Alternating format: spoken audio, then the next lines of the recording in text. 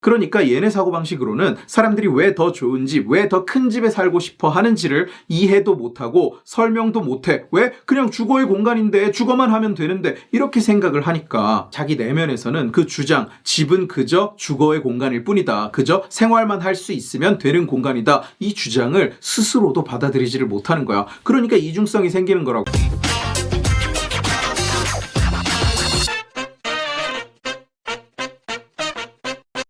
진성준이가 며칠 전에 발의했던 그 1가구 1주택법 있잖아. 이거에 대해서 많은 사람들이 질문도 하고 리플도 보내고 뭐 메일도 보내고 해서 되게 궁금하기도 하고, 진성준 이 사람 본인 자체도 되게 좀 말이 좀 많은 사람이잖아. 뭐 이거에 대해서 항명도 되게 좀 많이 하고. 없던 법을 새로 만드는 건 아니고 이 법의 이름이 주거기본법이야. 주거기본법인데 여기에 1가구 1주택이라는 원칙을 명문화하겠다는 거야. 그런데 이 법, 별칭이 1가구 1주택 법인 거지. 이 법을 발의하자마자 온갖 곳에서 사회주의적이다, 공산주의적 발상이다 이러고 욕을 진짜 트럭으로 쳐먹었어. 그러니까 본인은 억울하다고 이건 뭐 사회주의가 아닙니다, 뭐 공산주의가 아닙니다 이러면서 막 여기저기서 이제 출연도 하고 글도 쓰고 보도자료도 내고 이러면서 이제 변명을 하고 있는 거야. 그런데 뭐 변명할 거 없어. 억울해할 것도 없어. 이거 사유재산 침해 맞아. 그래서 공산주의적인 발상 맞아. 진성준이 억울하다고 변명하는 이야기가 뭐냐면 이거는 강제하는 것이 아니다. 그냥 원칙을 세우는 거다. 그런데 기본법의 무서운 점이 뭐냐면 바로 그거야. 원칙이 된다는 거. 기본법이라는 거 밑에 뭐가 갖다 붙을지, 어떤 법이 갖다 붙을지를 모르는 거거든. 그래서 기본법이 무서운 거야. 말 그대로인 거지. 우리는 이 원칙을 세운다. 앞으로 입법에 있어서 이 원칙을 세운다. 우리는 1가구 1주택이다. 한 가구는 두 집을 가질 수 없다. 가져서는 안 된다라는 게 원칙으로 서버리는 거라고. 그 밑에 붙는 법들은 어떻겠어? 그 전제가 깔려 있는 거야. 1가구 1주택이라는 전제가. 우리나라는 1가구 1주택을 원칙으로 한다. 한 가구가 두 주택을 가지는 것은 원칙에 어긋난다. 법이 정한 원칙에 어긋난다가 되는 거야. 그리고 진성준은 또 계속 이렇게 이야기해. 이 1가구 1주택의 원칙은 이미 제도화되어 있다. 예를 들면 무주택자한테 뭐 청약 가점을 주거나 뭔가 혜택을 주는 거, 또는 종부세 이런 것들이 1가구 1주택의 원칙이고 이미 제도가 있는 거라는 거지. 그러니까 그걸 명문화하는 것은 괜찮다고 주장을 하는 거야. 그런데 생각해봐라. 국가가 세금을 걷어가잖아. 개인에게서 또 법인에게서. 그리고 이 세금이라는 것은 원칙적으로는 약탈이라는 거지. 그리고 개인의 재산권에 대한 제한이고 침해란 말이야. 그런데 세금이 제도화되어 있다고 해서 그러면 기본법을 만들자. 국가는 사유재산을 침해해도 된다. 법인의 재산을 마음대로 징발해도 된다는 기본법을 만들자. 접근이 틀린 거지. 말도 안 되는 얘기인 거지. 법 중에는 개념상 국가가 시장에 개입하는 내용을 담고 있는 법들이 굉장히 많아. 그런데 그런 게 법제화되어 있다고 해서 그렇다면 사실상 우리는 사회주의 국가네. 그러니까 사회주의 기본법 제정하자라고 주장할 수는 없는 거야. 말이 안 되는 이야기라고 이건. 안 좋은 법을 만들어 놓고 이게 제도화되어 있으니까 그러면 기본법을 만들자. 그리고 안 좋은 기본법을 만들고, 그리고 안 좋은 기본법이 있으니까 이걸 토대로 또 법을 만들자. 그래서 안 좋은 법을 또 만들고, 그 안 좋은 법이 있어. 그러면 또 제도화되어 있네. 그걸 근거로 또 말도 안 되는 기본법을 만들고. 이게 말이 되냐? 애초에 얼토당토 않은 논리를 갖다가 대는 거라고. 이미 제도화되어 있다. 그러니까 기본법을 만들자라는 것이. 계속 욕을 먹으니까 진성준이 이제는 온갖 걸 다 끄집어대. 뭐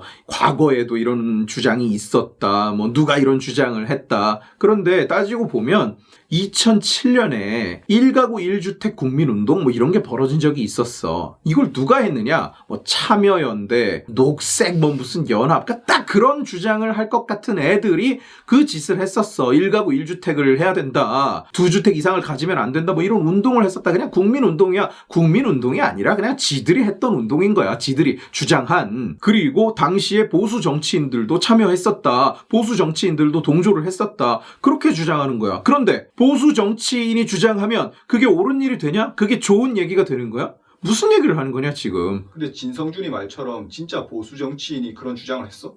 안타깝게도 보수 정치인으로 불리는 사람들이 그런 주장에 동조를 했었어. 2005년에 홍준표 씨가 당시에 한나라당 의원이었는데 성인 1인당 한 채 이상 주택을 소유하지 못하게 하자. 그러는 무슨 주택 소유 제한 특별조치법, 주택 소유 특별조치법 이런 거를 냈었어. 당시에도 사유재산 침해, 사유재산권 침해 논란이 불거지니까 당시 홍준표 씨가 뭐라고 이야기를 했냐면 이건 사유재산의 침해가 아니다. 사유재산의 제한일 뿐이다 라고 이야기를 했다고. 이게 자유주의적 우파 입장에서는 말이 안 되는 주장이야. 사유재산의 침해는 안 되고 제한은 괜찮다? 이건 말이 안 되는 얘기야. 어쨌든 그런 주장을 했었어. 실제로 홍준표 씨는 이번에 그 환매 조건부 분양 이야기가 나오니까 자기가 자기 페이스북에 글도 올렸었다고. 이거 내가 주장한 법이다. 예전에 이거 내가 주장했었는데 당시에 여당과 야당이 짝짝꿍 해가지고 이 법안을 죽여버렸다. 근데 이거 내 거다. 저 사람들이 내 걸 따라한 거다. 이렇게 얘기했다고. 환매 조건부 분양이라는 건 지금 변창흠 뭐 이런 인간들이 주장하는 거야. 근데 원조는 나다라고 주장을 했던 거지. 원희룡도 아까 말한 그 1가구 1주택 운동이 벌어졌을 때 이거 내가 강력히 정책으로 시행하겠다. 이렇게 주장을 했었어. 그러니까 보수 정치인으로 일컬어지는 사람들이 이런 주장을 한 건 맞아. 실제로 했었어. 아무리 포장을 해봐야 무슨 말로 변명을 해봐야 이런 법이 이 원칙이 사유재산권을 침해한다는 것에는 논란의 여지조차 없어. 성향이 좌냐 우냐를 막론하고 모든 법학자들이 입을 모아서 이야기하는 게 이 법은 말도 안 된다. 위헌이다. 헌법 원칙을 정면으로 거스른다. 모두가 이렇게 이야기를 하고 있거든. 어떤 로스쿨 교수는 심지어 이런 말도 했어. 이런 법안을 내는 사람을 처벌하는 법이라도 만들어야 되는 거 아니냐. 물론 반장난으로 이야기했지만 그만큼 화가 난 거야. 말도 안 된다고. 그리고 이 법은 현실성도 없어. 우리나라에선 소급 입법이 안 되잖아. 그러니까 이런 법이 제정이 되면 기존의 다주택자는 손을 못 대고 새로 다주택자가 되려고 하는 사람들, 한 가구인데 두 번째 집을 사려는 사람들에게만 적용되는 법이 만들어진다고.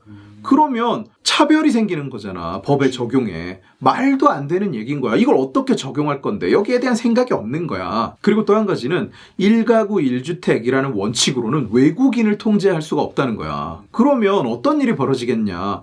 우리나라가 MRO를 금지했을 때 어떻게 됐느냐. 우리나라 업체들만 금지하는 바람에 대기업들이 다 빠지고 그러니까 어떻게 됐느냐. 외국 대기업이 들어와서 MRO 시장을 먹어버렸다고 다. 한국인들은 제한을 받는다. 그런데 외국인들은 제한을 받지 않는다. 그럼 무슨 일이 벌어지겠어. 안 그래도 우리나라 부동산 시장이 지금 박살이 나 있는데 외국인들이 와가지고 이 박살난 부동산 시장 전체를 그냥 M&A 해버리는 거야. 적대적 M&A. 그냥 다 꿀꺽꿀꺽 삼켜버리는 거라고. 중국 부자들이 부동산 투자를 할 때 어떻게 한다고 하냐면 아파트 건설 현장에 온대. 그 다음에 설명을 다 듣고 이렇게 이야기한다는 거야. 아 그러면 저 2동 주시오. 이 2동 내가 사겠다고. 이쪽 1동 내가 사겠다. 건물을 동 단위로 사간다는 거야. 그걸 우리나라에 와서 한다고 생각해 봐봐. 우리나라 사람들은 2채를 못 사는데 그 사람들은 그걸 할 수 있다면 무슨 일이 벌어질지 생각해 봐라. 2채가 아니고 동 단위로 그냥 중국인이 사버린다는 거잖아.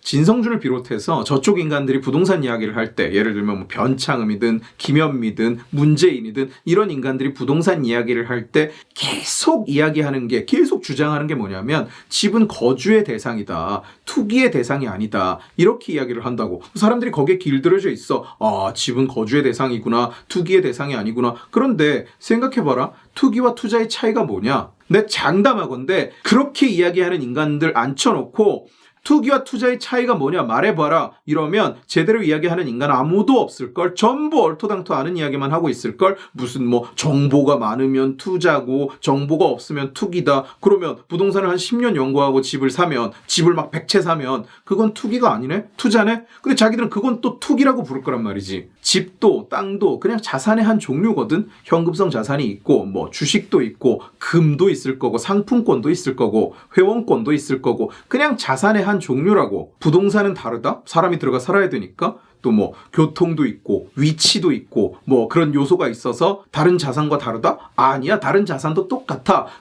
금이 가진 자산으로서의 특징이 있고 주식이 가진 자산으로서의 특징이 있어. 주식시장 안에서도 주식별로 다 특성이 달라. 성장성이 높은 주식이 있고 안정성이 높은 주식이 있고 어떤 사람은 시세 차익을 노리고 투자하고 어떤 사람은 배당을 노리고 투자하고 어떤 사람은 경영권을 노리고 의결권을 노리고 투자를 해. 각자 목적이 다른 거야. 그리고 그 주식들은 다 사용되고 있는 거라고. 수많은 요소들이 그 가격을 결정하는 거고 부동산도 마찬가지야. 다를 것이 없어. 그런데 그걸 다르게 만드는 것이 뭐냐? 쥐들이 만들어낸 그 규제란 말이야. 지들이 만들어낸 그 규제가 이걸 다르게 만드는 거라고. 자기들이 그걸 괴상하게 포장하면서 자꾸 규제를 늘려가는 거야. 임대차 3법 같은 걸. 그리고 자기들이 만들어낸 규제가 시장을 목 조르고 있어. 시장이 목이 쫄리니까 어때? 저거 봐라. 집은 특별하다. 그냥 자산이 아니다. 삶의 공간이고 주거 공간이다. 그러므로 국가가 규제해야 한다. 지들이 정부 실패를 만들어 놓고 그걸 손가락질하면서 저기 시장 실패네. 정부가 나서야 되겠네. 그리고 정부가 또 나서는 거야. 그리고 정부 실패를 또 만든다고. 그 다음에 또 뭐라 그래? 이거 봐. 더 강한 규제가 필요하다. 그리고 정부가 또 실패를 해. 이게 지금 문재인 정부의 부동산 정책 스토리라고. 24개나 정책이 나올 수밖에 없었던 이유는, 그리고 아마 앞으로 더 강하고 더 끔찍한 정책이 계속 쏟아지게 되는 이유는